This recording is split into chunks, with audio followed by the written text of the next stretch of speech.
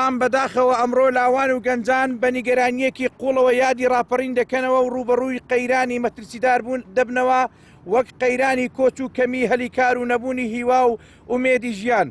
لە ماوەی 5 ساڵدا زیاتر لە 38,000 گەنج و لاوی هەرێمی کوردستان زیاتر لە 38,000 گەنج و لاو هەرێمی کوردستانیان جێهێشتووە کە زۆرترینی ڕێژەی کۆچکردن لە شاری دهۆک و دەڤەری ڕاپەڕین بووە. زیاتر لە 80,000 گەنج و لاو بێکارن و داهاتی ڕۆژانەیان نییە. کەمی هەلیکار و دانەمەزراندنیان لە کەرتی حکومی و تایبەت ژیانی گەنجان و لاوانیان بەرە و وێرانی بردووە.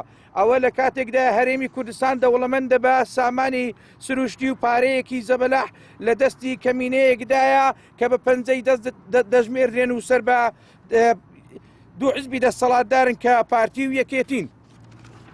لێرەوە داوا لە نەتەوەی گرتوەکان و کونسڵی وڵاتانی ئەوروپا و بەریتانیا و ڕێکخراوەکانی مافی مرۆڤ و لایەنە سیاسیەکان دەکەین کەوا ژیانی گەنجان و لاوانی هەرێمی کوردستان لە دۆخێکی ناهەمواردایە و کاتێکیش گروپە ناڕزایەتیەکانی کۆمەڵگەشت لە مامۆستا و گەنجان و فەرمانبەران داوای مافەکانیان دەکەن ڕوبەڕووی هێز و فشاری سیاسی و دابلۆسین دەبنەوە.